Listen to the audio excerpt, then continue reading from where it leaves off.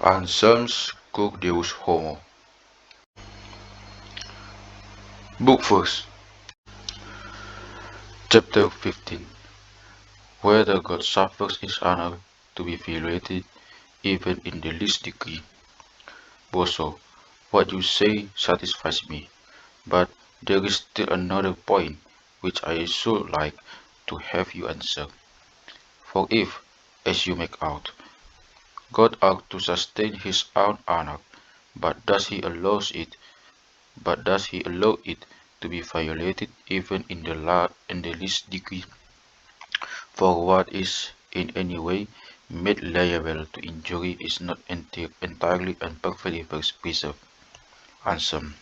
Nothing can be added to or taken from the honor of God, for this honor which belongs to him is in no way subject to injury or change, but as the individual creator preserves, naturally or by reason, the condition belonging and, as it were, allotted to him, he is said to obey and honor God, and to this rational nature, which possesses intelligence, is especially bound.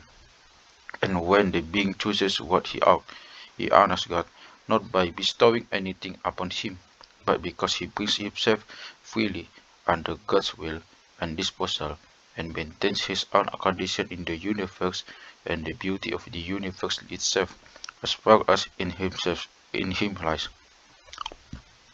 But when he does not choose what he ought, he dishonors God, as far as the being himself is concerned, because he does not submit himself really to God's disposal, and he disturbs the order and beauty of the universe as related to himself, although he cannot injure nor tarnish the power and majesty of God.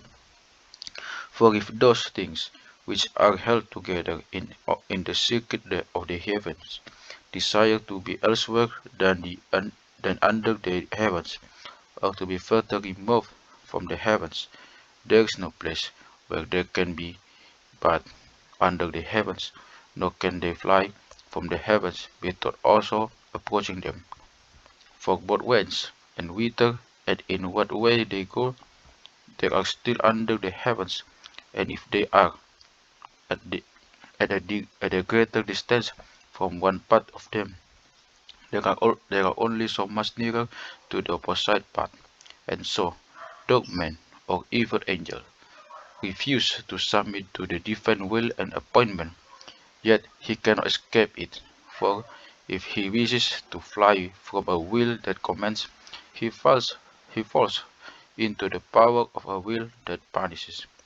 And if and if and if you ask whither he goes, it is only the under permission of that will, and even this way what choice and even this what choice or action of his becomes sufficient under infinite wisdom to the order and beauty of the universe before spoken of. For when it is understood that God brings good out of many forms of evil, then the satisfaction for sin freely given, or if this is be cannot, or if this is be not given, the exaction of punishment, hold their own place and orderly beauty in the same universe. For if divine wisdom were not to insist upon things, when weakness tries to disturb the right upon men, there would be, in the very universe which God ought to control, an unseemliness springing from the violation of the beauty of arrangement, and God would appear to be deficient in his management. And this and these two things are not only unfitting, but consequently impossible, so that satisfaction or punishment must needs follow efficient. Also, you have relied my objection. Answer.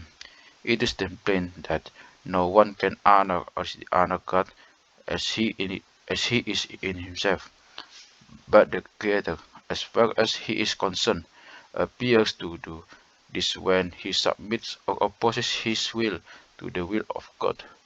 Also, I know of nothing which can be said against this. Anselm. Let me add something to it.